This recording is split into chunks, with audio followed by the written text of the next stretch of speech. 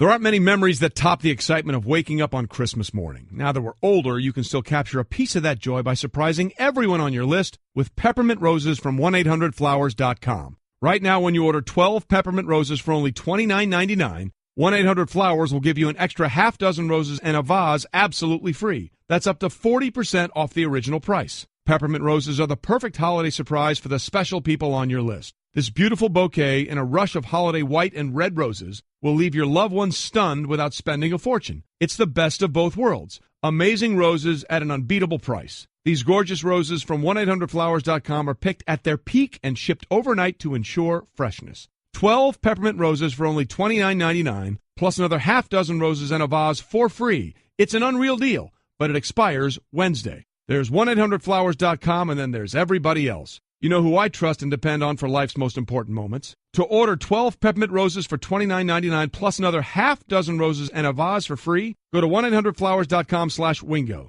That's 1-800-Flowers.com/Wingo. Hurry, offer expires Wednesday.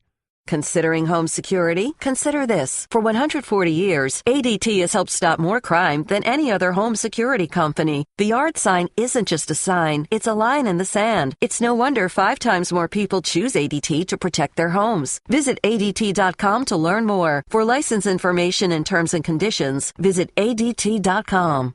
Good Monday morning, everybody, and welcome in to another edition of Golic and Wingo. Glad you're starting your weekday with us. Trey Wingo, Mike Golic Jr.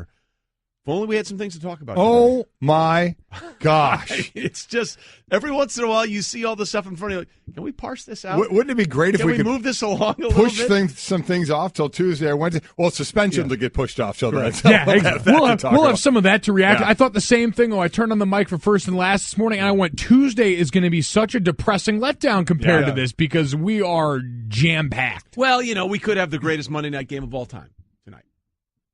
Okay. Yeah, maybe. We could. It's possible. I was thinking to myself, wait a minute, isn't it New England and Miami? Yeah. Why did you say that? Yeah. And then I thought, okay, all right, I got it. That was cruel and unusual to play with his emotions like that. You saw how excited he got. You really did. And I'm going to tell you, the most fun thing I saw yesterday, Mike, I heard you disagreeing about this, and I couldn't disagree with you more, of that Buffalo game. That was football weather. That was awesome. That was fantastic. Why does football weather have to be so bad? Like, we sit out here right now. Are you guys excited there's snow on the ground out here? No, I'm not. But that's if I was playing a game in it, I would have no issue at all.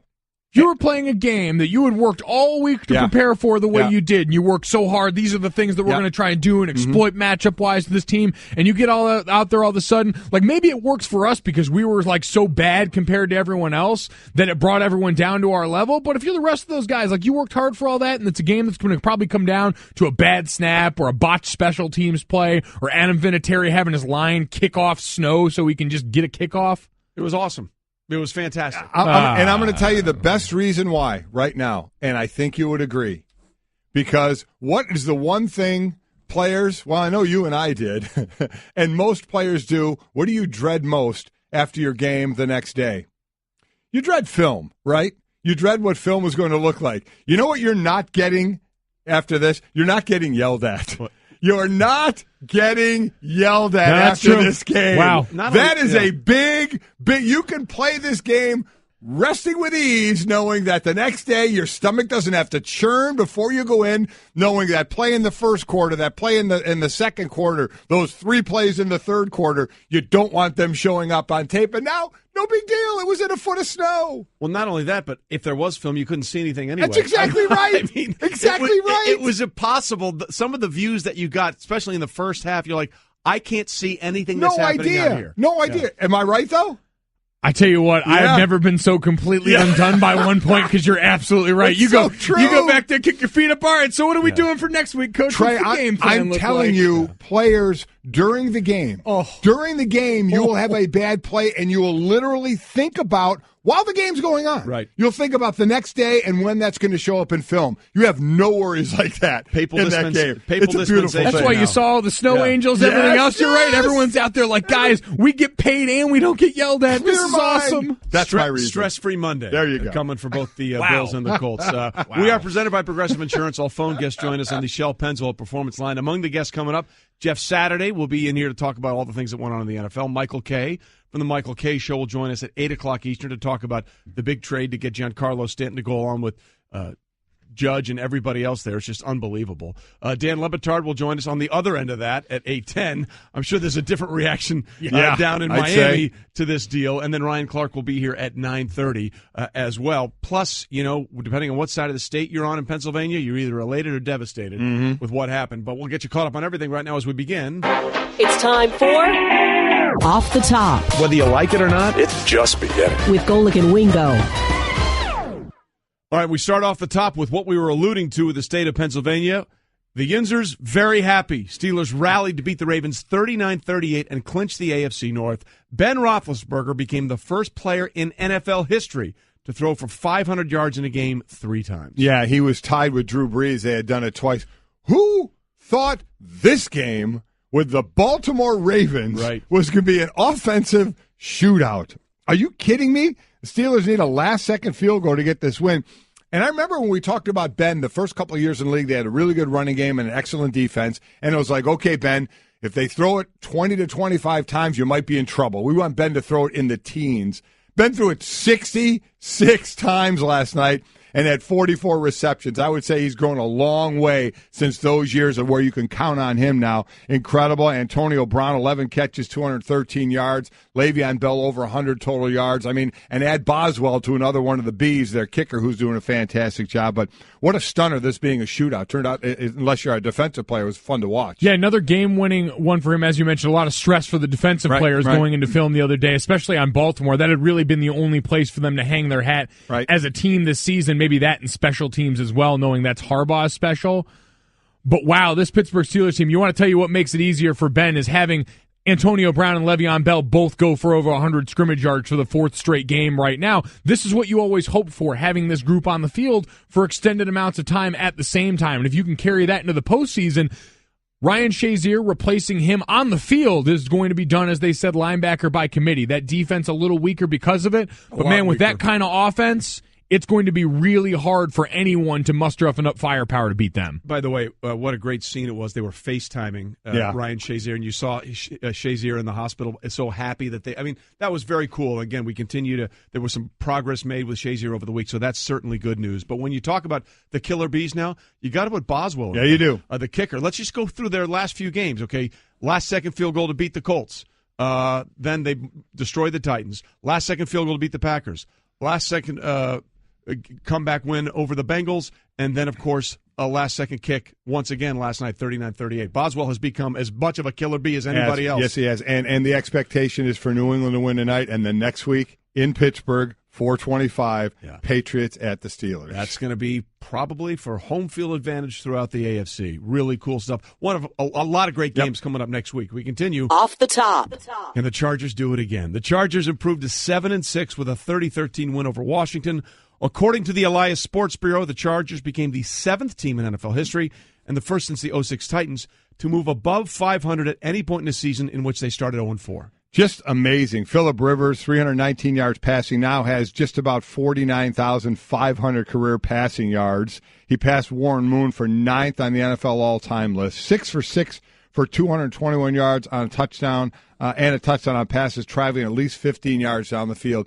He's got it going on right now. The defense is playing well. I mean, this is now an amazing setup with them coming against Kansas City next week, who gets a win this yesterday. So this division, while we thought we may get 3 out of this division, we're only going to get 1, and it's going to be a fight to the end to get to that 1. It is. It's amazing. The Chargers outside of the playoff picture currently right now, but a chance to take the division next weekend.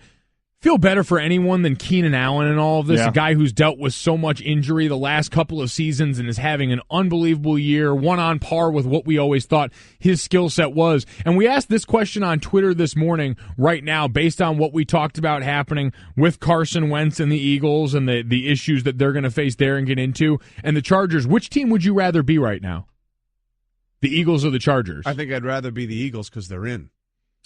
I heard that question. Did the Chargers, or were they winning? The Chargers were winning going away in that vote. There's part of me that would, because I was thinking about that. There's part of me that would lean toward the Eagles as well. It's multiple running backs. Get Zach Ertz back. Obviously, you need that. You saw other tight ends. Didn't need him yesterday with the way Trey Burton played. No, that's exactly right. The defense, so they certainly gave up some rush yards yesterday. And Nick Foles, oddly enough, I have a little bit of faith in him. Because they're good in a lot of other areas, and they're in. So there is something to that. So I probably would have went the Eagles' way. They're in an NFC where there's a lot of really good teams, a lot of good to great teams, but there's none that you are as afraid of as I think the New England Patriots strike fear into your hearts in the AFC, and that's the one thing I thought people weren't really counting on that side of the argument. Yeah. By the way, again, the Chargers are the only team, the 1992 Chargers, to make the playoffs after an 0-4 start, and they've got a huge one again next Sunday as well. They're in Kansas City to take on the Chiefs. So the Week 15, there are really a ton of good games coming up in the NFL. Off the top. Well, Cleveland tried. The Browns found yet another way to lose. They blew a 14-point lead in a fourth quarter, by the way, an eventual overtime loss to the Packers. Cleveland has lost each of its last 3 games in which they led by at least 14 points. The Browns have now become the first team in NFL history to start back-to-back seasons 0-13. Making history.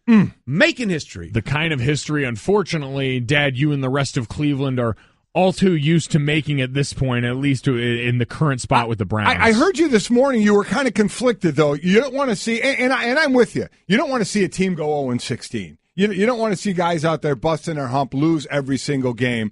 But there's part of you that if Green Bay keeps winning, you're going to see Aaron Rodgers back on the football field again. He may be back this week. And aren't we all better off in watching the NFL if Aaron Rodgers is playing football? Well, I mean, we just talked about maybe losing Carson Wentz for the season now, depending on what happens with him to get back Aaron Rodgers. We saw what he did for football down the stretch of last season, right. Maybe the best 8 games we've ever seen out of a quarterback. And the other thing there, look, Josh Gordon is still very good at football. Yes, he is. Right? I mean, how great was – look, whether you think he should be in the league or not is almost irrelevant at this point. He is. He's trying to get his life together, turn it around, and my God, he made some unbelievable plays in that game. But again, Cleveland 0-13 for the second straight year. I wouldn't wish 0-16 on my worst enemy. So Come on, Cleveland, let's get something going before the season is over. Off the top. And we finish up with some baseball news. Jack Morris and Alan Trammell elected into the Baseball Hall of Fame, selected by the 16-person Modern Baseball Era Committee that considered 10 candidates whose biggest contributions came from 1970 to 1987. You know, you look at Alan Trammell, here's that WAR stat that we love, Trey. Wins above replacement. Ranks 9th in WAR among those who played at least 40% of their games at shortstop, virtually identical WAR to Hall of Famer Barry Larkin. And then Jack Morris, you wondered, now he does have the highest ERA, right? Tops going Red in. Roughing's 3.8. He has a 3.9. But ERA. boy, oh boy, I mean, just some of the outings that he had, especially in the postseason, are just so memorable. That Game 7 of the 91 World Series. Yep. You know, 10 innings shutout to win Game 7. One of the 9 pitchers to throw a shutout in a winner-take-all World Series game, the most recent to do so. His 10-inning pitch were the most in a winner-take-all World Series shutout. All the others were 9 innings. I mean, that was just incredible, so congrats to both of them. Absolutely. They move into the Hall of Fame, and that was... Off the top. And that won't be the only baseball news we'll talk about today. We got more coming up on that. Off the top on Golic and Wingo, presented by Upside.com, giving all business travelers the gift of a better travel experience this holiday season. Upside.com. So the upside for the Eagles is that they won the game in a game that very much looked like it could have been... It felt almost like an NFC Championship game, the way it was going back and forth between the Rams and the Eagles. That's the upside, that they are the number 1 seed. They've clinched the division, and they have the potential now to lock down home field advantage going forward throughout the playoffs. However, they may have lost potential MVP Carson Wentz, their quarterback, for the season on that dive into the end zone. He actually stayed in a couple of plays later. Threw the touchdown pass. The touchdown pass. But savage. Boy, you saw that hit, and you just – the way his knee buckled, it didn't look good at the time. They're going to have an MRI today, but the Eagles fear it is a torn left ACL. Sal Palantoni with the very latest. Well, I saw him come out of the locker room. He got in the chow line by himself. You know, he's a man of the people, that course, number 11. Got his food, got on the golf cart, had the big, heavy brace on his left knee, was moving slowly. He'll get an MRI on Monday in Philadelphia and then undergo further diagnosis. I did talk to Doug Peterson. He said he didn't want to conjecture until they got the full report. But the bottom line is this team is ready to put into place a plan to move forward with Nick Foles. Yeah, well, it looks like that's going to be the case. I mean, we don't have the MRI yet. Well, we've seen things turn around before, but it doesn't look good right now for Carson Wentz. One of the, unfortunately, Mike, as you well know, one of the easier things to diagnose is an ACL. You know, when you see those guys moving the knee around, now not to know a full tear as opposed to how bad it could be as a tear, is it a partial, is it just a strain, which is, by the way, it's a partial tear. It's just a matter of how much. So, but it is one of those that you can tell a decent amount by the test that they perform on the field out there of how lax that can be. Yeah, it's pretty apparent, and it's one of those you'll hear a lot of people talk about guys who have played without ACLs or have gone through. As we mentioned, he was out there on it after, so clearly whatever he suffered, he's able to stand on it, and you're able to stand on it. It's not debilitating in that way, but you'll see when guys try and move laterally side to side, that's when you hear that buckle come up that people mention with Carson Wentz's knee. So it removes a lot of what makes Carson Wentz great in his game and what he's done so well, and it's just so unfortunate because really a lot of the Eagles' success in the passing game has been off the back of him doing what he did either there or buying time almost in the souped-up Ben Roethlisberger way where he shrugs guys off, he buys time, and he makes plays downfield. I think you forget how big he is at, 6'4", 6'5", about 240, and what he's able to do. Oh, by the way, with 3 games left, unfortunately it looks like he's going to miss him. I think that's the direction it's going to go. Yeah, 3 games left and already set the franchise record with 33 touchdown passes. Absolutely. 4 times this year with 4 touchdown passes. But to your point, Mike, he is the way he moves and escapes. It's not magic-esque like Russell Wilson. No, but it's more than like a Ben. He'll shake off like a Ben, but then he'll be effective in running downfield if he has to. Boy, that is, when I saw it, I first thought he hurt his hip or his thigh. I thought the one guy went into his right thigh and hip area, and that's what. So when I heard it was a knee or heard him buckle, I thought, oh no, when he got hit low like that. And I'd ask you guys this because we've all been watching him all season.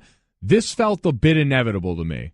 How physically he played. I saw him on a goal line play, keep it on a read option play, and thud up, like seeking out contact with the safety. And I thought, man, if you keep majoring in that, this isn't going to go well because that's just not sustainable. I mean, Cam Newton, who I thought was Teflon for a long time, even he eventually succumbed to this. And you just don't want that as the MO, as endearing as it is for your big money star MVP kind of quarterback. No, you're right. And just go back last week to Seattle. There was one time he was trying to dive in the end zone. He had the fumble going in there. Yep. He's taken some big shots. And to your point, Senior, he's 6'5", 237 is what he is. So, and really the 2 signature plays you saw from him this year were those 2 scrambles against Washington week 1, and that also was a Monday night game, right?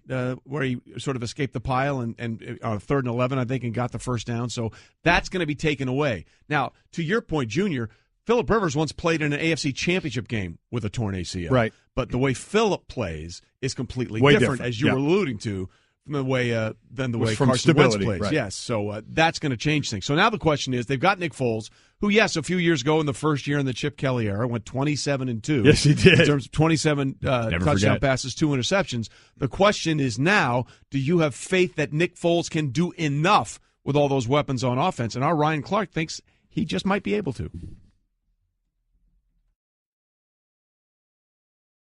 Well, this is the year of the backup quarterback, and we've seen Nick Foles excel in this league. At Philadelphia with Chip Kelly in 2013, the year that you just mentioned, 27 touchdowns, 2 interceptions.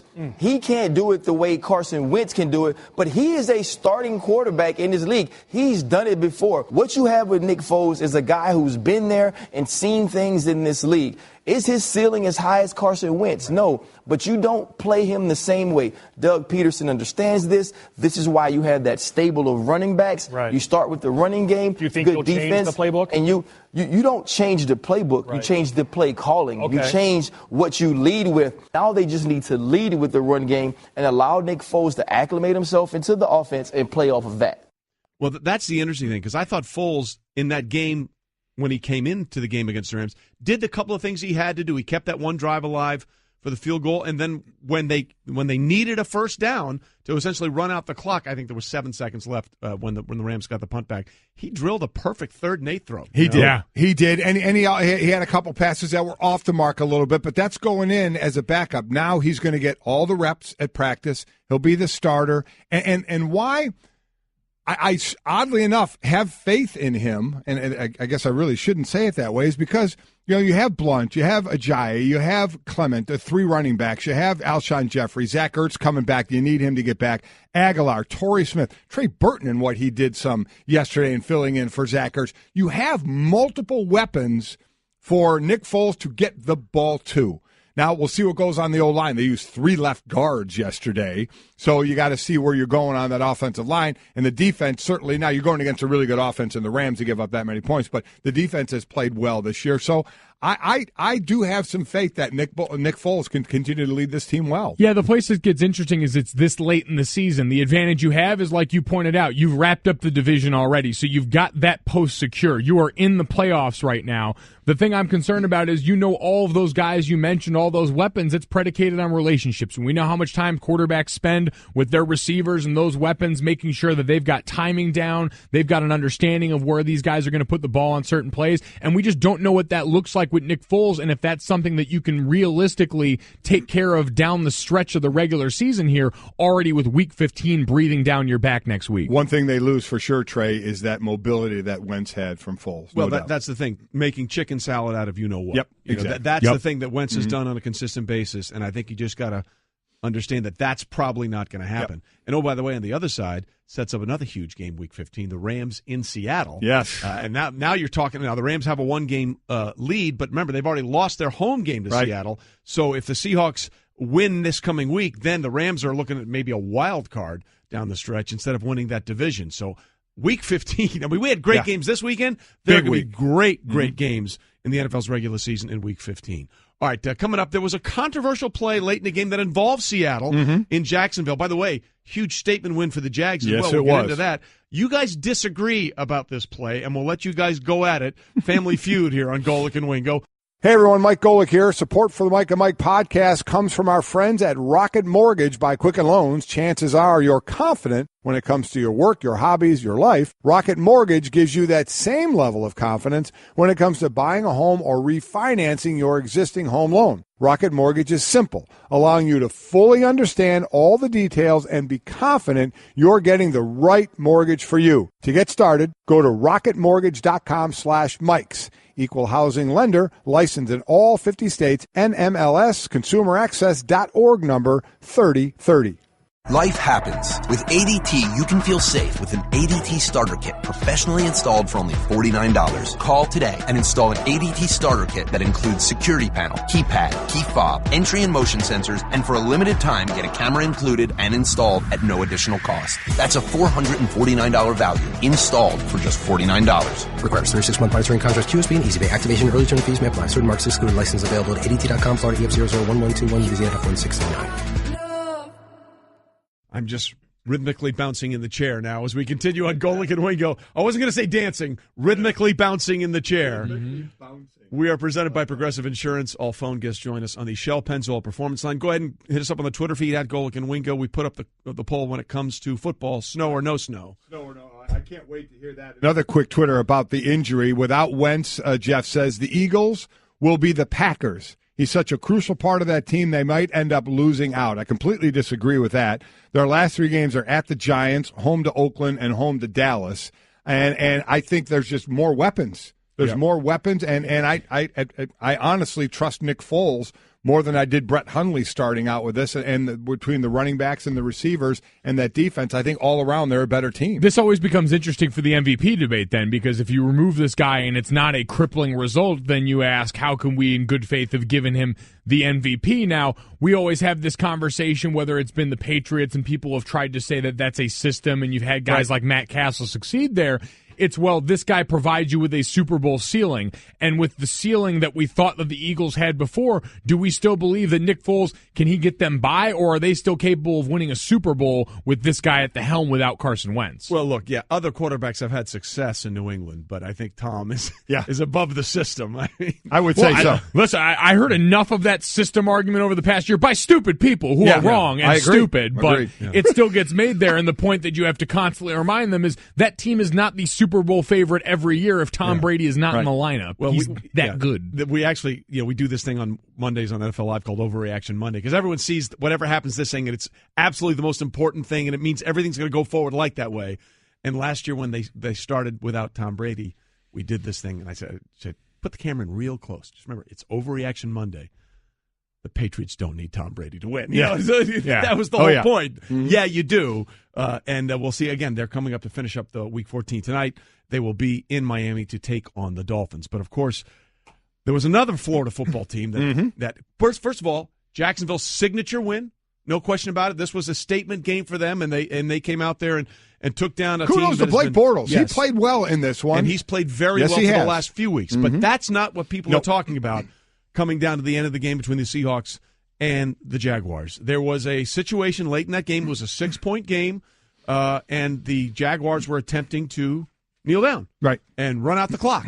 And the Seahawks went full Tampa Bay Bucks under Greg Schiano, like he did against the Giants and Tom Coughlin that year, and were diving for the football, and that led to all kinds of stuff happening on and off the field. Right. So let me start with this, because, Mike, I know you hate the kneel down when the defense comes to try and get the ball. It happened, I know, the year you guys went to the title, against Michigan State? Michigan State, Wake Forest, number of teams, Yeah, a couple of teams. And you're not a big fan of that. Nope. Okay? Here, I'm going to try, and for the most part, I'm not either. But I'm going to try and rationally make a point for not what Seattle did. Let's get away from the people getting thrown out of the game and all that. Just the idea of trying to force a fumble. This was a one-score game, correct? Yeah. Okay, it was 30-24. And the previous couple of possessions by the Seahawks, how did they go? One play, I'll tell you, one play and touchdown. When the one thing Jacksonville couldn't do is let the receiver get behind the defense, they did it not once, but twice. So Seattle quickly scored 2 times when you wouldn't think Jacksonville is going to let anybody behind them, okay? So you're coming off of that. Why is it wrong? Have we ever seen a fumbled snap before? I'll answer again. Yes, we have. So why is it I think that was really a rhetorical question, just so you know. I don't think you were actually waiting for an answer. No, I wasn't. So why is it so wrong if an offense is down 21 with 40 seconds to go, they keep hoisting the ball in the air trying to score? What if the defense came up and said, we're taking a knee, guys. Game's over, we're taking a knee. I mean, I heard Rex Ryan on Sunday Countdown talking about this, saying, hey, that's BS, man. We're taking a knee. I don't care if you're taking a knee. You're not dictating to me that the game is over, when if I can get that fumble and that ball, I have now shown you on 2 successive possessions that I can score in one play. So just on the idea of going for the snap and on a kneel down, why is that wrong? In my mind, the kneel down has always been about one thing. It's trying to preserve what we already know. Because at that point, you know the game is out of reach. You know the game is But it's not out of reach. Well, listen, I'm going to say it like this. Is I could run 2 or 3 more plays at you where one of you on the other side has a chance of getting hurt, where any number of things could go wrong. Or we can line up and say, you know what? You had 65 some odd plays before that to go out and try and make a difference and win that game. And you couldn't do it. So you know what? You did real good. You tried real hard. But at the end of the day, it's time for you to get on the bus BS, and go man. home. I'm trying to make sure that we get out of here without those last 2 plays that are for the most part at that point meaningless, because of your inability to stop the clock or do anything else, to say, all right, we'll try and get out here without doing anything more unnecessary. In a league that's still so strapped with injury, we'll try and get you out of that. So you tell me the offense is doing it because they have feelings for the defense. We don't want any of you guys to get hurt. Or our guys. It's not like we care that much about you. I mean, come on. The offense will throw the ball to the last second, even in a game they're down by 2 or 3 touchdowns.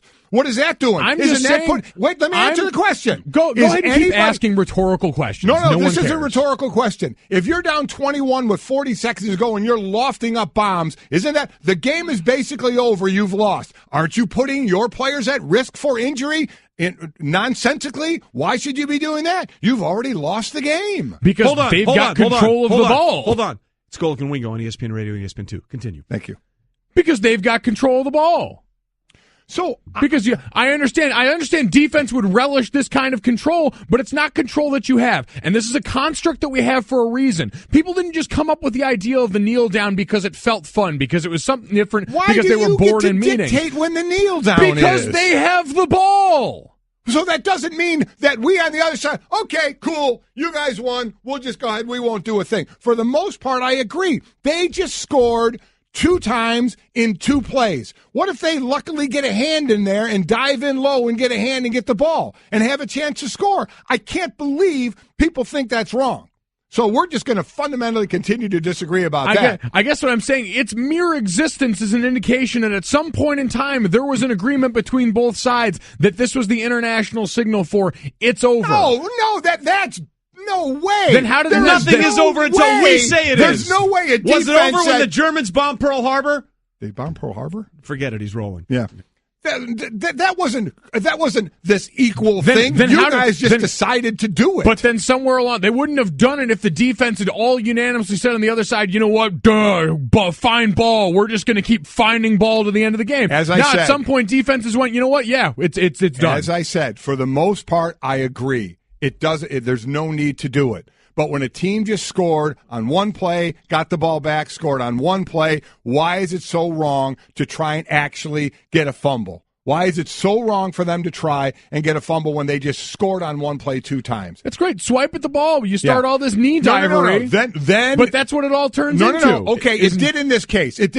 I'm just talking about the premise of going for the fumble. Now, going forward, this turned into a joke. I completely agree with that. Then it turned into ridiculousness. I mean, Greg Schiano sending a whole team full of dudes at a bunch of needs is equally more ridiculous, more dangerous than anything the Seahawks guys did. Here's the other thing. I don't want to hear real quick. I'm sorry, Trey. I don't want to hear this. I've enjoyed this. I don't want to hear this going at the knees stuff. You can tell when a defensive lineman is in the stance where he's going to do it. You know what you have the ability to do? Defend yourself. Because let me ask you a question.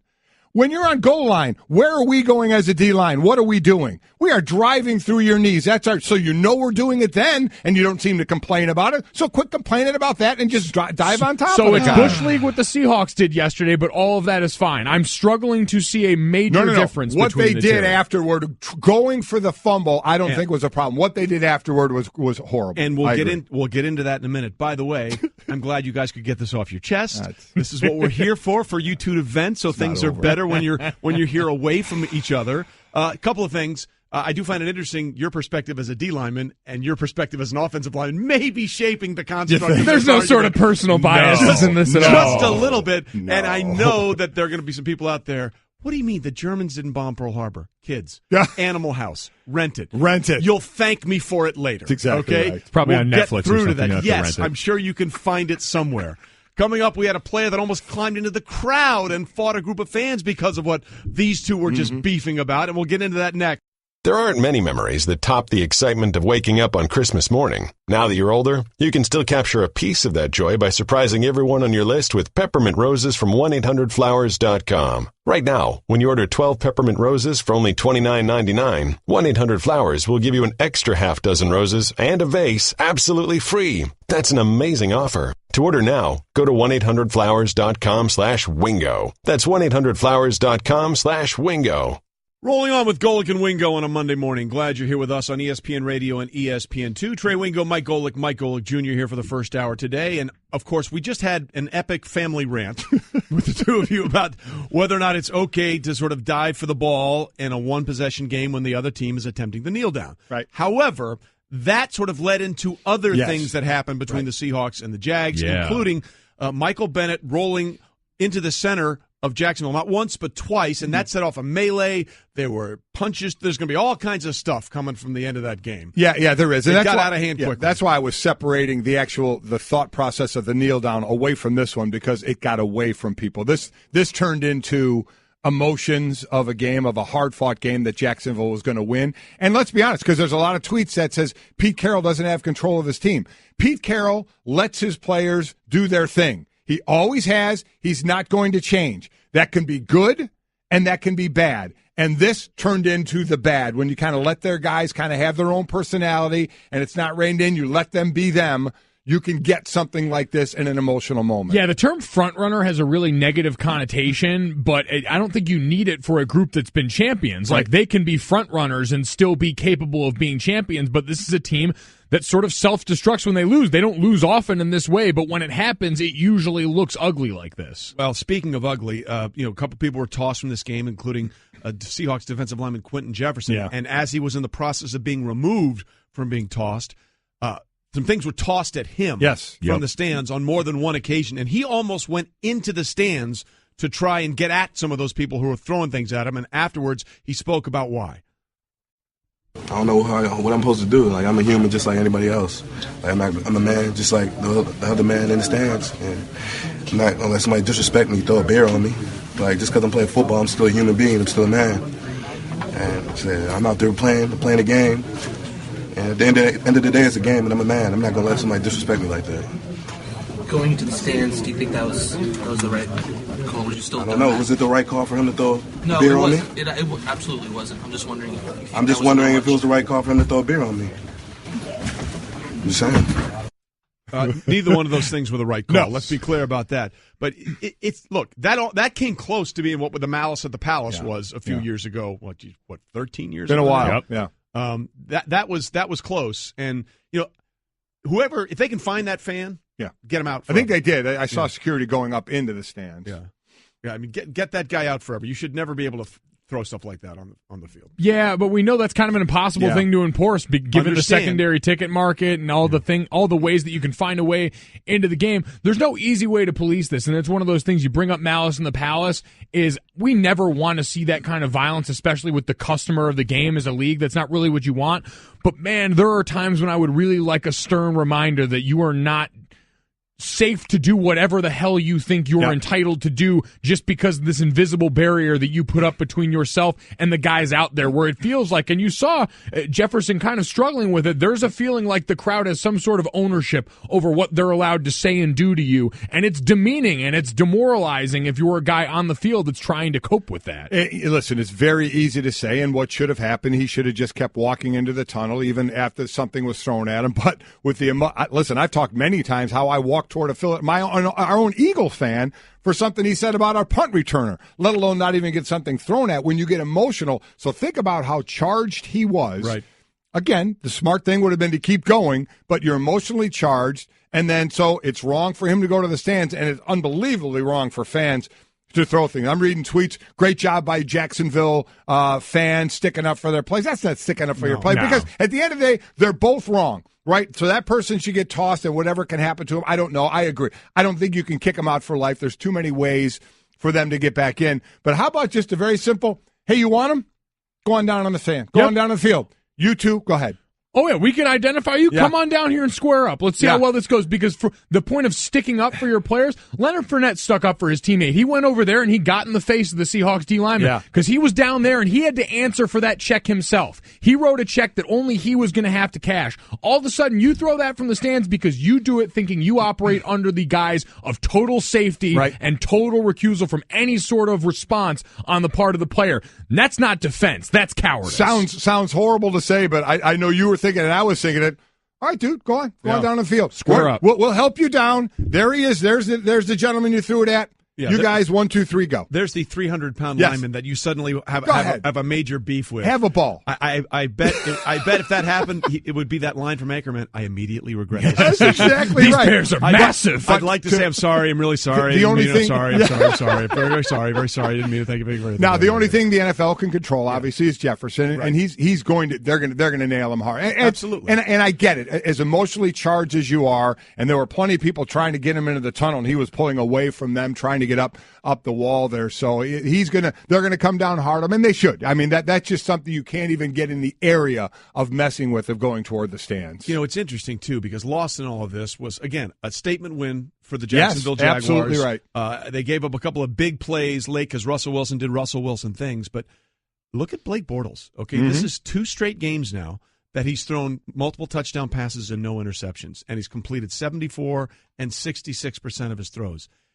Are we suddenly thinking that he might be a viable option for them going forward in the playoffs? I'm still not that far. Right? It's just curious. It's interesting. I know. I get it. I'm still not there on the consistency level for the defense they have and the running game that they have that they can rely enough on that passing game. That said, I've been one that said I don't think he'll be the quarterback there next year, but I also want to be the one that says, hey, good job in the last couple of games for what he's done. But I don't consistently, for me, no.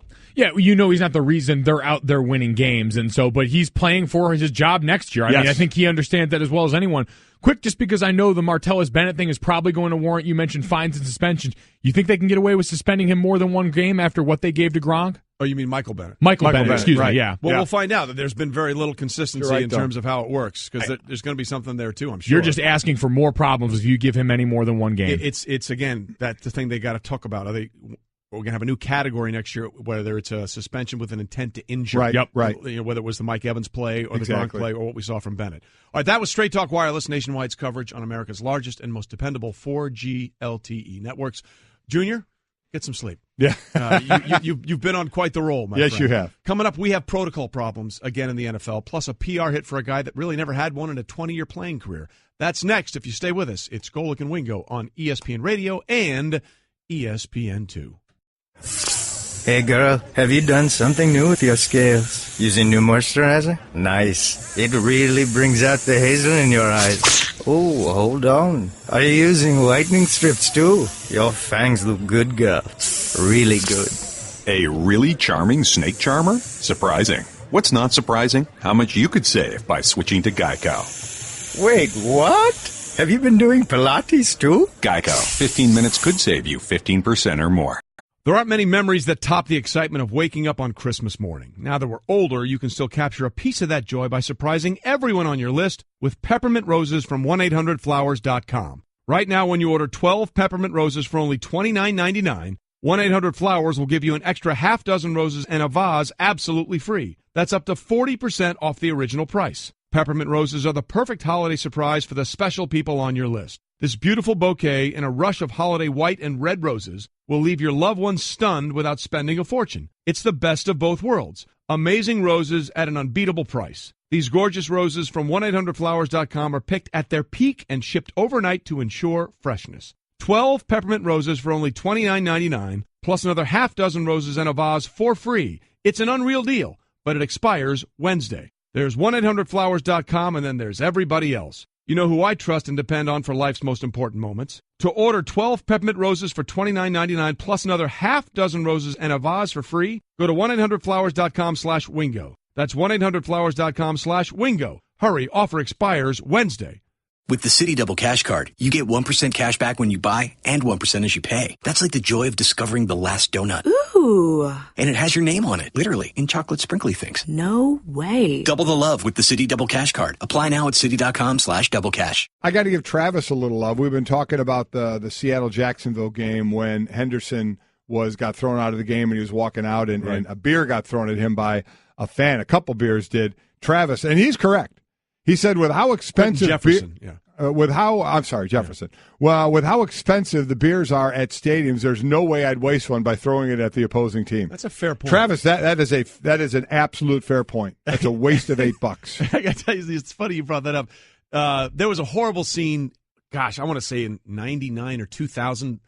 The Browns were playing somebody, and I was doing the NFL on ESPN Radio, and tons of bottles rained down onto the field. I was doing the NFL on ESPN Radio with John Riggins at the time. Wow. Riggo and I were doing stuff. Boy. Yeah, he came in for a little while, and I was like, this is terrible. This is a horrible scene. This is just really bad for the NFL. And Riggin goes, yeah, and that's a waste of a lot of good beer. That's exactly right. So I wonder if that's Riggo's burner account. It might be Travis, yeah. Travis is Riggo's burner account. It is true, though. You're the emotional fan. You're getting ready to hoit, and you look at the beer, and you go, wait a minute. I spent $10 on that thing. I'm not throwing it. So Finish anyway, it. that was an ugly scene at the end was. of the Seahawks and Jaguars game, and there's going to be some fines and maybe some suspensions all the way around. We'll see how that plays out going forward. But there was another scene that took place in Houston on Sunday that really caught the attention of a lot of people, and that was quarterback Tom Savage took a hit near his own goal line, and when you saw him lying on the ground, his hands was shaking like a little seizure, twitching. Right. And that happens a lot, like in a boxing match when you get knocked out. Right. So he was taken out. He was reviewed on the sidelines by the independent neurologist, right, and then put back into the game for a couple of plays. And then they noticed some other symptoms, and they took him out again. And it was, look, when you saw him lying on the ground, twitching like that, it was a very visceral reaction. And you wondered, how could this happen? How could we have an independent neurologist clear him after seeing that? And then you wonder, Mike, from a perspective, okay, we saw it on the replay of the television, and we saw the official right over him, so he saw it. Right. You wonder, did the neurologist see the same images that we saw? Right. There are a lot of questions to ask here, and understand that the questions are, you want to say devil's advocate or just covering all sides of this, is we all saw on the TV and the replay and a close-up, and you saw the hand shaking. So one of the first questions I thought of when they put him back in the game of what did they see on the sideline? Right. Certainly on the sideline, I don't think they saw what we had to see in slow motion in a close-up. Now, so the question is, did you see that? And if you saw that, how could you put him back in the game? Did you not see that, and then you cleared him and put him back in the game? And then the question is, how could you not see that? You have the spotter that's up in the booth. Now, the spotter, an independent spotter, it's like a trainer, has the ability to stop play and have somebody pulled off the field. So I'd imagine they would have TVs up there as well. Did anybody up in the booth like that see the replay and actually then see up close him shaking and look what looked like, a seizure? Though I'm certainly not a medical person to know that, but it did not look good. So those are the questions I think to ask. What was seen and what was known? Was it like the normal? He got his bell rung. He came over. We've seen other people. This is not the first time, unfortunately, this year, let alone any other year. They get cleared and they go back in the game and everything's fine at times. And this is one where he got cleared, went back in the game, and everything wasn't fine. They evaluated him again and kept him off. It seems like when there's something that bad, when he's laying there like that somebody, again, whether it's in the booth, somebody needs to have seen that. And that's my question. Did they? Or were you just going off the premise of he got his bell rung, let's check him, he seems fine, we're clearing him to put him back in the game? And should that visual change your perspective on if somebody goes back in the game or not? Again, I would much rather hear from a neurologist to say, yeah, you get hit on the ground and you're shaking a bit like that, there's no way you should. Now, it seems like common sense to say, oh, my God, that dude is not going anywhere near the field again. But I think a question to ask is, what did they see and know on the sideline of that part of it? Well, see, that's the part that I think is so frustrating for people that watch the game, because how can if we're setting up this entire protocol to make sure that these things don't happen, how is it that someone who is in charge of the protocol is not seeing the same things that we're seeing? And if they're not, that's a bigger issue. I completely agree. That's a bigger issue. Completely agree. If you have that spotter, that medical person in the booth who has a TV there, a camera, and how many times did they show that? Right. Did you see that replay? If you don't see that, I'm with you. If we get out of all this, nobody really saw him. Well, the ref had to. He was there. I think he was the one that said he needs to go off the field. So, I mean, does a ref go and relay that? See, I don't know. That's what I don't know, the communication process. Hey, this dude hit the ground. His hands were shaking. This could be really bad. Again, should the spotter be seeing this on replay up in the booth? There are cameras. I mean, there's TVs everywhere. And if you're seeing the replay, shouldn't it get to them on the sideline of, hey, you know what? Not only did he get stung in the head, but his hands were shaking a bit here, and for what that means, and medical people know more than us. But you're right. That could prove to be a bigger issue with all the cameras and all the personnel and all the protocol to not know exactly what happened out there. That's the thing. I'd like to know what the procedure is, because we've seen to have this happen on more than one occasion. And look, if you see that in a boxing match, fight's over. Fight's over. Done. Okay, so you can't – if you see that, you have to that guy's got to go out, and I want to know exactly how it happened. And I want to be clear about something. I'm not sure that I can totally blame the coaching staff or Bill O'Brien because he is relying on other people. That's exactly right. And a lot of people asked Bill O'Brien about that, and here's what he said after the game. He doesn't want to come out of the game, but again, that's in the medical people's hands, and they try to make the best decision for the player. They're trying to, whatever they see, and then the testing that they do, they try to make the best decision with the player, and they weren't satisfied with the results of the second test, so they decided to pull him, and then that's when he went into the locker room. I'm with you. I have a tough time blaming. The coach has got to coach. He's worried about what he can control. And it because how many coaches have we had on over the years, and you've talked to on NFL Live, and I've talked to on Mike and Mike, where we ask the coach, what's your thought process? Even if a doctor says he's okay, what do you think? And he's like, guys, that's what we have to rely on. I'm coaching a game. There's the medical staff to handle this. If the medical staff comes up and said he's out, he's out. If a medical staff comes up and said he's clear to go back in, I'm going to put him back in. Now, the player, in this case, Tom Savage, he wanted to go back in. Actually got pulled off the second time when he tried to go back in again. Assistant coach. They grabbed him and pulled him off the field, but he wants. So stop relying on the player. I don't know if we're ever going to get to the point where there's enough knowledge out there where a player is going to pull himself or stay out. I think we may see more and more of that, but Tom Savage wanted to go play. Right. Tom Savage got cleared to go back in the game, so he went back in the game. Players want to play. So a lot of this is taking their helmet to not even having a chance to get back on the field because they don't have their helmet, because players will try and get back onto the field. But to your point about the head coach, I'm kind of with you here, Trey. I don't. If he doesn't see what happened, he's coaching a team. He's got a lot of other things to worry about. He sees his quarterback woozy and walking off the field. He now says, medical staff, he's going into the concussion protocol. I'm going to continue coaching this team, and then a medical personnel is going to come up to me and say, he's cleared. Okay, put him back in the game. I mean, that to me, that's tough to put on the head coach. Yeah, I'm not excusing anybody for the flaws in the system, but at some point, if you are Bill O'Brien, here is what I'm doing. I'm focusing on, okay, that's the play that happened. Here's the very next play I'm focusing on. Is he not in the game? Fine. You tell me what the situation is with him. I think the protocol is the bigger issue here. In question, and the gaps there. And look, I'd love to get a more clear explanation for exactly how this whole thing works, because at the end of the day, with so many cameras on, if they're not seeing the same things that we at home are seeing, then I think that's the bigger issue in the system. Trey, the biggest difference here was we saw a guy whose hand was shaking, right? Now, we saw it in a replay when the camera was only on him and it was in kind of slow motion. So I don't know if on the sideline you could actually see that. Yeah. Because we've seen plenty of guys get hit and they're stung, but maybe not see the shaking like that. What does that mean? And how does that go into play if, in fact, the doctors and the independent neurologists were told that, hey, when he rolled over, his hands were shaking? That's what I don't know. And I'm with you. I'd like to know that protocol. There's getting stung. There's he got hit in the head. Let's check him out. And, hey, there's stung, his head hit the thing, and when he rolled over, he was shaking. I don't know how that comes into play. Right. Certainly, as a layperson like us, it doesn't look good at all.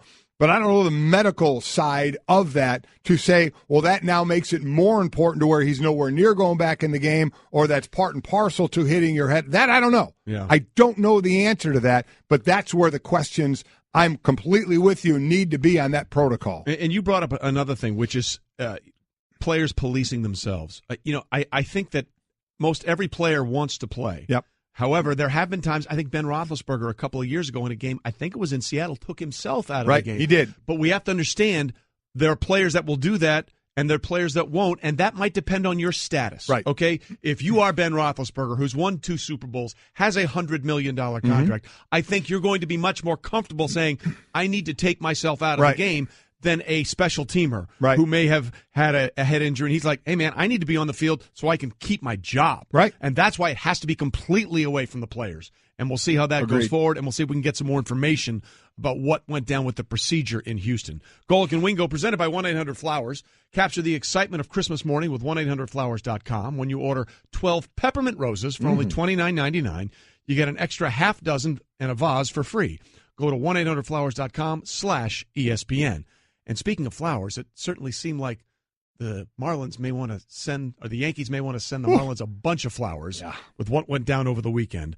Again, baseball winter meetings getting underway this week, but the big deal, I don't know if it's going to get, I don't think we're going to find anything bigger than this. The Marlins have agreed to trade Giancarlo Stanton to the Yankees for Starlin Castro and 2 minor leaguers.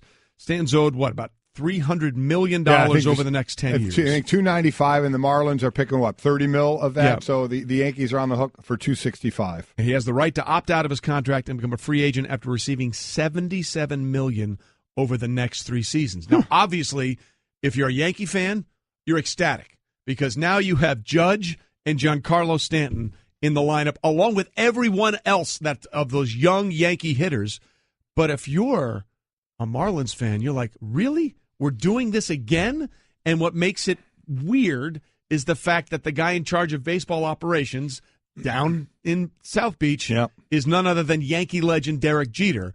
And I'm sure a lot of people are thinking, is he a secret double agent? Yeah, how about it? Is he a secret double agent for the team we just traded Giancarlo Stanton to? Well, I think in listening to Jeter when he did speak, a while ago, that he was kind of preparing Marlin fans for, listen, we may be taking a step back here before we step forward. We have money issues we need to deal with, and what's one way to deal with the money issues is get rid of the biggest money guy out there, and that is obviously Stanton. Yeah. My thought on the other side is that's your only draw right now. Would you build around that guy in a sport where you have to deal with a tax? I get it, but you can certainly spend a whole lot of money if you choose to. It's not like the hard cap like the NFL. That would be your drawing card there, and they just decided to completely rebuild, which has got to be tough because everybody was excited what Derek Jeter was going to stay in the game, be part owner, and that's where I think these big-time former players want to be. They want to be in that general manager to ownership kind of level where they are controlling things. And for a lot of people, they're going to think, it's going to be different with Derek Jeter, and then they get there, and then it's not different with Derek Jeter. Maybe they expected Derek to say, we're going to hang on to Stanton. He's a big-time bopper out there. He's a great draw force. Let's build around him. Instead, he did what so many other owners have done, is cut bait on a lot of money and try and rebuild again. So that's it's a shame for them. And now I saw you tweet it, and it will be interesting. For the Yankees, they were kind of lovable this year. Yeah, so much for those rascally young Yankees. Yeah, they were young. They weren't supposed to be here. They knocked off my Indians, who were the favorite. They move on, and they're close to the World Series. They're like, wow, look at these young guys, man. How cool is this? They're back to being the evil empire. Now it's like they can spend. Now that they'll be back to spending all that money again, passing the Dodgers in payroll again. Wait for see what happens with Harper next year or Manny Machado. I mean, they're talking about all these people coming. Just really, really amazing. But wow. What a lineup. What an addition. You basically have a football locker room now. We're starting with those two guys. Well, you got power forwards, I can promise you that. Smokes. Dan Lebitard, by the way, who will join us in the next hour, tweeted this. Baseball teaming up with Jeter to give him a baseball team, and Jeter turning around and trading the MVP to his old team while screwing South Florida. Feels like Wall Street fraud. I can't fault anybody for feeling that way. I can't. I'm sure there were a lot of people. Listen, Derek Jeter was beloved, right? With Always the way he handled himself. I mean, he was that boring quote, but as a former player, that's exactly the way I wanted it. He was never, on the tabloids and in a bad way. He was the captain. He's known as the captain. Yep. I mean, my gosh. I mean, what his career was. And then, he's going to own a baseball team? This is going to be fantastic. And now already he's ticked off a whole section of the country. Yeah. So that's I'll be interested to hear what Dan has to say about that. But, boy, oh boy. I mean, the expectations already for the Yankees going into this year. Before this trade was that, they were going to be one of the top dogs. And now there's no doubt, it's World Series or bust for this team. Well, here's Eduardo Perez on the impact of what Stanton coming to the Yankees could mean. Scary. You look at the lineup of Giancarlo Stanton, obviously Aaron Judge, and let's not forget about Gary Sanchez. Mm-hmm. And it was beautiful to see Didi Gregorius today tweet out, so Skip, am I not the cleanup hitter now anymore? What are the chances? I think that was brilliant. And Aaron Boone's, what a gift. What a gift to have so much power, to have so many guys in this lineup where he can now make a choice. And it's going to be interesting. To me, Greg Bird is going to be the wild card here, left-handed hitter. If he comes through the way he did in the postseason, this is a lineup that can do a lot of damage. We thought they were potent last year. Now with Giancarlo Stanton in that lineup, they stay healthy, it's a scary situation for a lot of teams in that Eastern Division and the American League. Listen, at the end of the day, the Aaron Boone should be, on 1-800-Flowers.com right now, typing out a message to Derek saying, thanks, buddy. Hey, pal. Appreciate you. Look what Aaron just – listen, they still have to deal with the start. Their bullpen's fantastic. We understand that. Have the starting pitching to go to try and up that to where they need it to be to go with the hit. It's ridiculous. Well, it's ridiculous to think about the sticks they have. I think Eduardo Perez used that word perfectly. What a gift. Yeah. And I think a lot of people that are on baseball, not just in Miami now, I think a lot of people that aren't Yankee fans feeling like they got a gift. Yeah. And that's going to be an interesting dynamic here that's going to have to play out, because now when you look at this, Giancarlo Stanton, Aaron Judge, Gary Sanchez, and Didi Gregorius. Last season, those four players combined to hit 169 home runs. Every single member of the Red Sox combined to hit 168. This is the kind of firepower we're talking about. Yes, it is. It's insane. And it's somewhat young firepower. Yeah, you're exactly right. And that's the thing, too. We talked about this earlier. Stanton is only the third reigning MVP winner to change teams in an offseason. One was Barry Bonds in 92 when he left the Pirates to go to San Francisco. And the other was Alex Rodriguez when he had his $250 million contract and left the Rangers to go to the Yankees. So it's happened 3 times. And 2 times out of 3, it's happened to the Yankees. All right, they've gone on to the Yankees. Just for age, Sanchez is 25, Didi Gregorius is 27.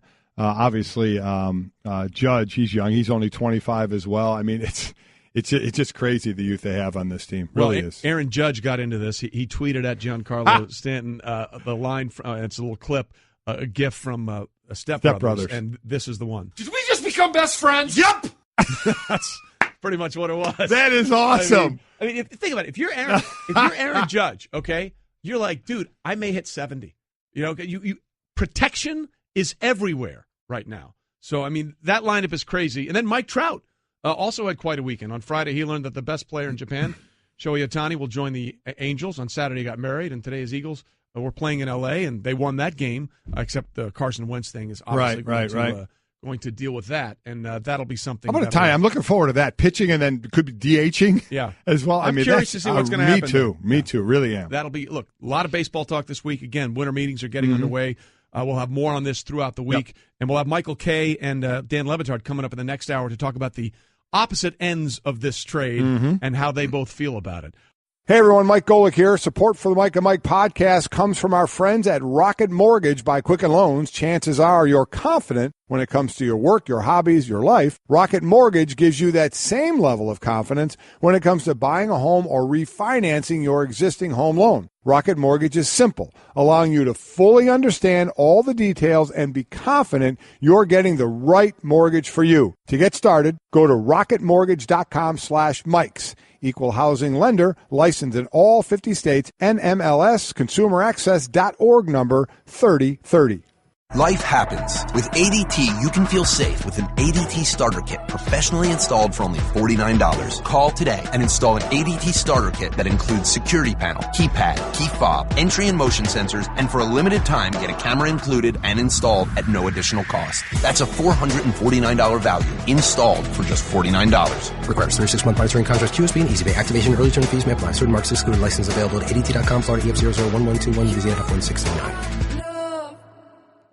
We're moving through another hour. Golic and Wingo on ESPN Radio and ESPN2. Glad you're here with us on a Monday. Presented by Progressive Insurance. All phone guests will join us on the Shell Pennzoil Performance Line, and then Hefe joins us in studio. Jeff Saturday is here with us. We'll get into Mike Tomlin and the Steelers a little bit, but just so you know, you're sitting in the hot seat today. All right. I like it. There was another former center sitting in that seat, Mike Golic Jr., and these two had Family Feud hour. They're going at it, huh? Well, defensive lineman Mike Golic Sr., center Mike Golic Jr. in college. I'm not going to lie to you. I got to prefer the center. I'm just saying that off the jump. I respect that. Loyalty lies there. And they got into it with a little bit about the end of the Seahawks-Jaguars game when the Seahawks down by a score, trying to dive for the ball when the Jags were in victory formation. Golic's like, that's of course what they should be doing. And Junior said, no, game's over. Your thoughts? If it's within a score, it's not. I'm with older Golic, which is tough for me to say for a defensive lineman. You got to protect yourself. You've just ruined the whole dynamic of the show. So you got to change your opinion right now. You know why? Because he's actually the thought process here. He's smart. He understands. Here is my one issue: when you're reaching to go low, what Bennett did after that is cheap. Right, so that whole issue, he's grabbing, he's rolling around with Linder, he's trying to tackle him, doing all that kind of trash. That's where you lose it. And I'll be honest, when we played, if I knew a team was going to do that, I'm telling my guards, hey, submarine, come out low. You're going for legs. Make sure guys understand what it is. Tackles, protect yourself. But we actually practiced this play on Thursdays and Fridays with the Colts just to stop that, because some team, especially one that's got a chip on their shoulder, beating it for a big game, they want to do those things. So I have no problem with the way the Jaguars handled it. But you're asking guys to play the play and then be done with it. If you don't swipe the ball, he doesn't knock it down from Bennett, let it go, get up, and now it's over. That would be my only issue with the whole play. It's completely my point as well. Taking away the premise of it is just because it happened in that game. My overall, for the most part, the kneel down, I get it. You just have at it. And if the game's completely out of control, you're right. But as I said, in this particular game, what had happened the two previous series? It took one play. One snap. That's right. In each of those series for inexplicably Jacksonville to let a wide receiver behind them, not once, but twice. So you're one score from winning. You've done it twice to them. Why not take a swipe at the ball? Yeah. I have no problem with them firing out low and trying to get the ball.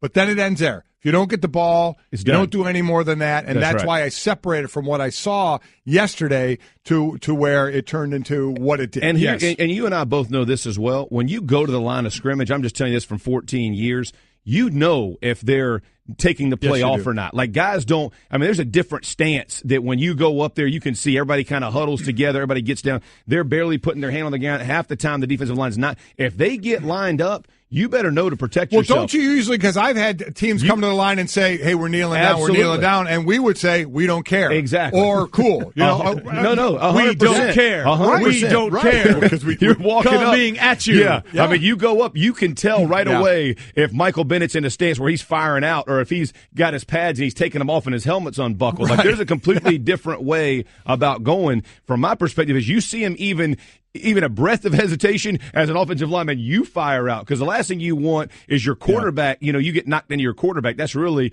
all that the coaches care about. It sounds horrible, but they don't care about you. No. They don't care about if I get blown up. It's you better not let Manning get touched or you may not play next week. You're the barrier that is the line, the last line of defense, so our quarterback is in bubble wrap. You're disappointed, aren't you? No, I'm okay. That he kind of – I think there's part of my son that kind of agrees with me in a small sliver of if it's one score, you just scored twice on a team. Right. Take one shot at the ball to try and get the fumble. I just think because I'm his dad, he didn't want to take shots. It's been that way for a while. That is Jeff Saturday and you giving us the Straight Talk, by the way. Brought to you by Straight Talk Wireless, best phones, best networks, no contracts. Okay, so that was obviously a controversy on Sunday. Another controversial play for a variety of different reasons is what happened to Tom Savage. Oh, yeah. The quarterback in there. And Mike and I were having this thing, and it's this conversation. I think it's very easy to say to the coaching staff, hey, man, how the heck do you let him go back in there? But if you're honest with yourself, it's not the coaching staff of the Texans. Somewhere the concussion protocol system let Tom Savage down. That's what let him down. You're 100% right. Listen, as much as you want, the coaches have no role in this. They have been told over and over and over, you have no process in injury. Unless you see the player, something happened to the player, then it's your – but other than that, you have no role. The doctors, the third-party neurologist who's there, the spotter who's supposed to be watching, this is what they're there for. This is all that they're supposed to be watching is those type of incidents. It has nothing to do with Bill O'Brien being able to see. He has no idea. He can't see. And listen, you have so many coaches calling plays now, they don't have time to look to see what happened after the play. They're looking down at their script, figuring out what's the next play.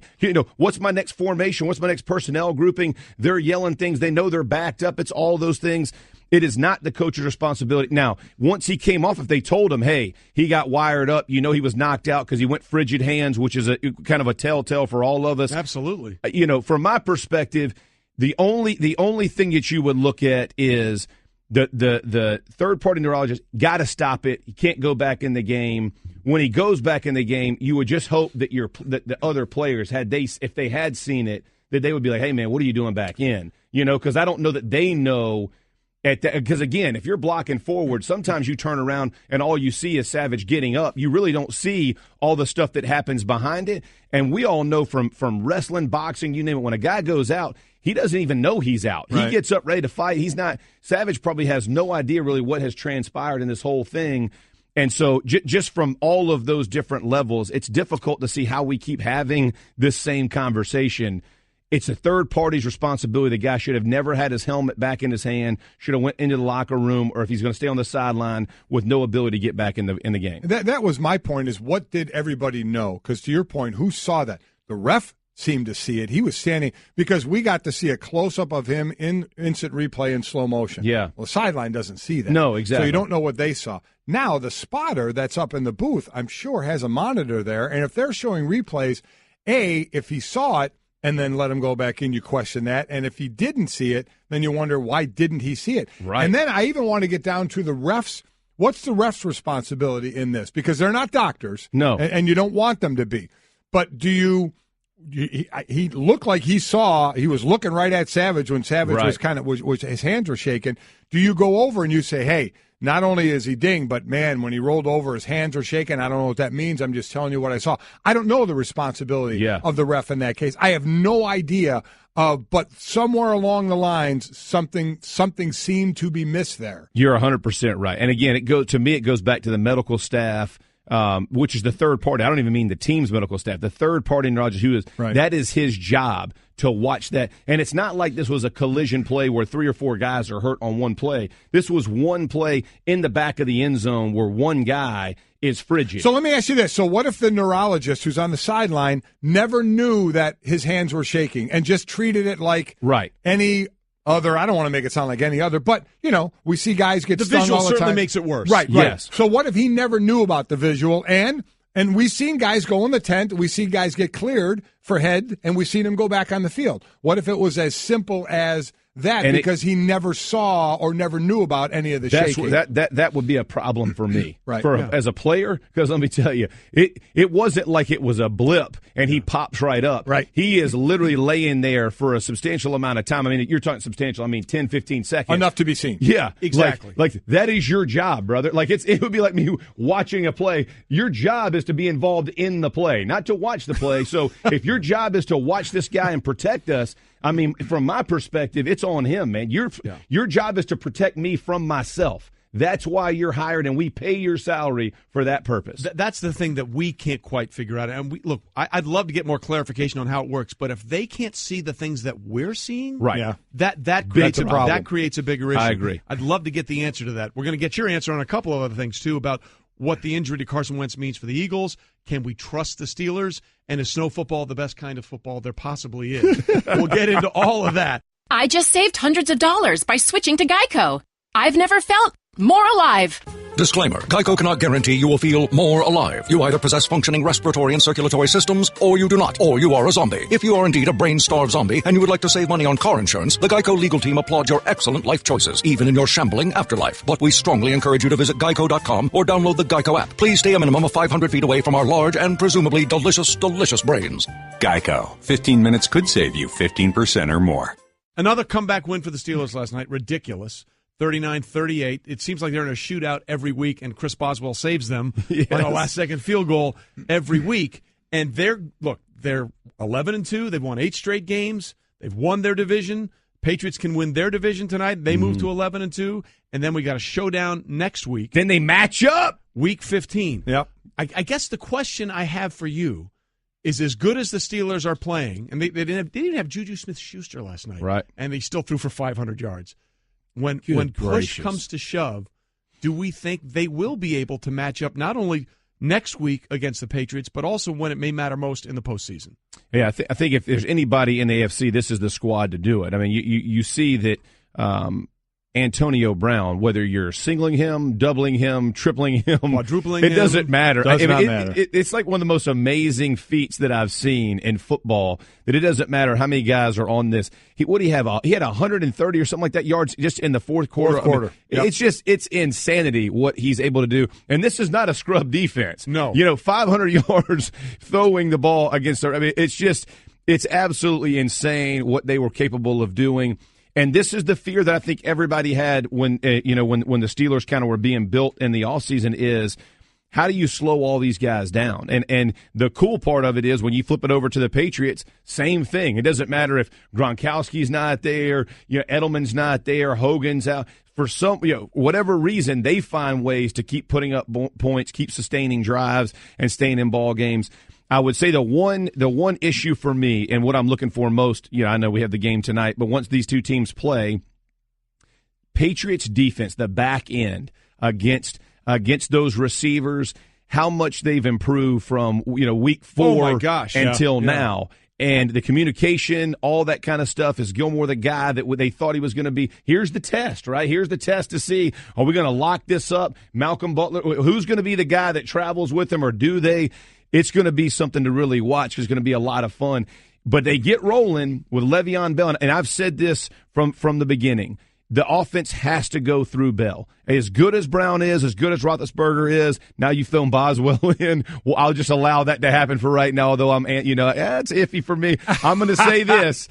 Bell is the key. You've got to keep riding him, keep running the football, commitment to the run, him in the screen game, the passing game, because ultimately he sets the standard and the stage for that offense. And it wasn't a big rushing attack for them yesterday, but he was catching the ball out of the backfield as well, so still being involved in the offense. Another big matchup for next week is Saturday night, the Chargers at Kansas City. And my son on his show, First and Last, threw out this poll question. Trey and I both answered it one way. The poll went the other way. Completely the other way. Which was surprising to me. I take your thought. Yeah. So the Chargers are right on the outside looking in to the Chiefs, who lead the division. Both 7-6. Chiefs already won the first game. Chargers win this game. They're leading the division and control their own destiny, right? Right. That's the way it's going to work. Would you rather be the Chargers right now, or would you rather be the Eagles, where you've clinched, but your quarterback is most likely gone for the season? Oh, man, that's a good question. I would say this. I'm probably still going to be the Eagles, because as much as I like Wentz, that's a good football team. I mean, they got 3 and 4 running backs that can do it. They have a very good defense, even though they gave a bunch yesterday to the Rams. But this is a good football team. Yeah. The line is pretty good. Defensive line is phenomenal. So as I'm looking at one guy, to me, as bad as a major loss that is, I would probably still ride. You're in. You have the you probably have the in all the way to home field advantage, carrying it through now with what happened in Minnesota. So as I'm sitting there, I'd probably still there. I do like the fact, though, that people are rallying. Yeah. People are rallying around their Chargers. I mean, anytime you get hot in the playoffs. Listen, I've lost to the Chargers as they get hot in the playoffs. I've lost to the Steelers when they, 8-8 or whatever it is, and they come into our. So I know what it feels like to lose to teams that are getting hot at the right time. Yeah. But I'm still going Eagles right now. We all did too. Yeah. It was interesting, the poll that was way in favor of the Chargers. I like that. It's the underdog mentality. They're still not in it, though. Right. I mean, in Kansas City's last couple of, Kansas City kind of figured some things out in that last game. It's amazing what you do when you hand it to Hunt 25 times and then throw it to him a few times, too. It's amazing what you do when you get your best player on your offense the ball a lot. It's been amazing how long it's been since he's had that 100-yard game or been involved like that, but sets up just another phenomenal game this weekend. We got tons of them. Now, so you're not overly concerned then about the loss of Wentz if he's gone for the year, because you think that team is good enough to build I am concerned. Listen, what he does for that team, what he does extending plays, especially on third down, how he buys time, and then listen, he is physical when he runs it too. I mean, I know he ends up fumbling it last week before, as he's going in the end zone and all this, but the guy is a tough guy, and the way he plays, Foles does not have that part of his game. My big concern for Foles is how are people going to play him? I mean, you think like no one was expecting Foles to play, so there was no game plan for him. When you set it up and you realize, hey, I'm going to make him roll to his right or roll to his left, I'm going to situate this part of the field, I'm going to take it away from him, make him do what he doesn't do well. That's what you don't. That's the that's the one that you just don't know. It's the mystery of it. But I'm with you. I think they have a lot of weapons. They do on offense. They're a good that football he can team. Spread the ball out too. They lose that mobility factor of Wentz, no doubt about that. Though they lose the make something out of nothing play. That's right, basically. exactly. Real quickly, yes or no? Snow football, good or bad? Bad. Oh, get out of here! Bad from a player. Get out of here! Oh my gosh! I was freezing. I couldn't wait to get to the jet heater as fast as I could. I thank God all the time that I was taken to a dome team, 70 and beautiful, all my home games. And I'm a huge fan. And I thought you were a true football player. No, you were totally.